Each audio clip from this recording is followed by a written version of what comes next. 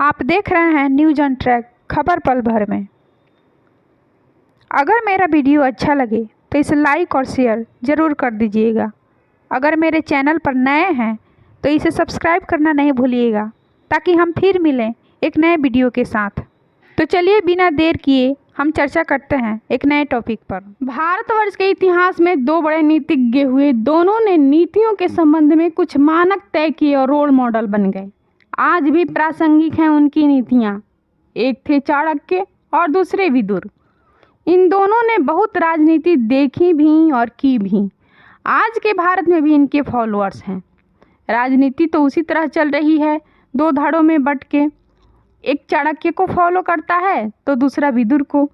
एक चाणक्य की तरह धूम धड़ाम करता है तो दूसरा विदुर की तरह महीन चाल चलता है। एक अपने फैसलों से चौंकाता है तो दूसरा छकाता है। एक विरोधियों की जड़ काटने में लगा है तो दूसरा जड़ खोदने में।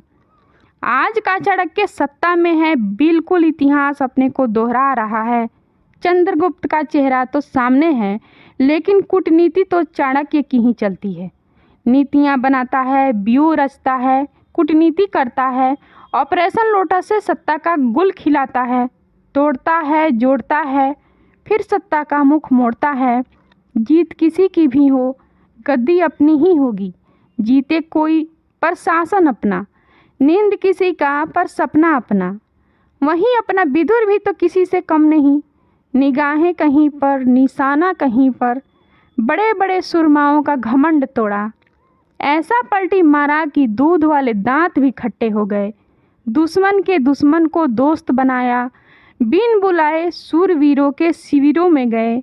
आधी रात को भूत का भय दिखाया। धूर विरोधियों को गले मिलवाया। कस्में तुड़वाई, फिर कस्में दिलवाई, मंच सजाया और फिर भारत में इंडिया बनवा दिया। आपस में तलवारें लहराने वालों की दिशा बदल गई। दिल्ली वाले योद्धा राजस्थानी वीर से मिल गए। दीदी वाम मार्गियों के साथ डाइनिंग टेबल शेयर करने लगी। यूपी वाले भैया को जनपथ से होकर राजपथ का रास्ता दिखने लगा। अपने विदुर ने ऐसा ताता थैया कराया कि बेसुरा ही सही, सभी एक ही राग अलापने लगे। 2024 के आम चुनाव की रणभेरी बजने वाली है। रणबांकुरे अपने तीर तलवारों पर धार देने में लगे हैं। मान मर्दन हो रहा है, विश्वमन शुरू हो गया है। राजनीति स्पष्टता दो खेमों में बट गई है, कुछ न्यूट्रल और तटस्थ, लेकिन रुख स्पष्ट है। इतिहास उनका भी लिखा जाएगा। ऐसे में अपने अपने खेमे में चाणक्य और विदुर की भूमिका अहम हो गई है। इतिहास देखा जाए तो एक कानून पर कानून बदलकर विरोधियों को चौंकाता है तो दूसरा पाला बदलकर विरोधियों को छकाता है। राजनीति तो ऐसी हो रही है कि अब सर में भी शर्माने लगी है, आती ही नहीं। एक खिड़की बंद कर दरवाज़ा खोल देता है तो दूसरा दरवाज़ा बंद कर खिड़की खोल देता है। बड़े सिर वाले चाणक्य के भेजे में कितना दिमाग भरा है कि अपने तो क्या, विरोधी भी लोहा मानने लगे हैं। वहीं अपनों में उपेक्षित विदुर का तन कहीं और मन कहीं और भटकता रहता है। खिड़की हमेशा खुली रहती है कि कब कूदना पड़े तय नहीं। फिलहाल अभी तो अपनों को एकजुट कर सेना तैयार करने में लगे हैं।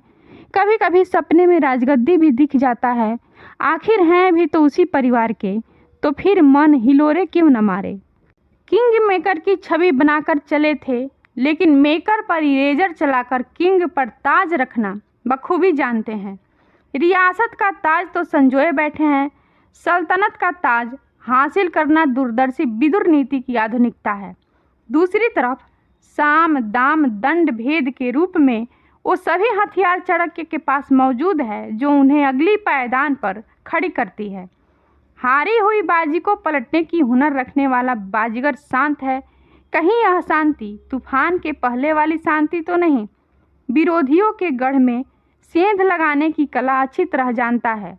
विरोधियों के किले की कमज़ोर कड़ी को अच्छी तरह पहचानता है। कब, कहाँ और कितना प्रहार करना है बखूबी आकलन कर लेता है यह चाणक्य।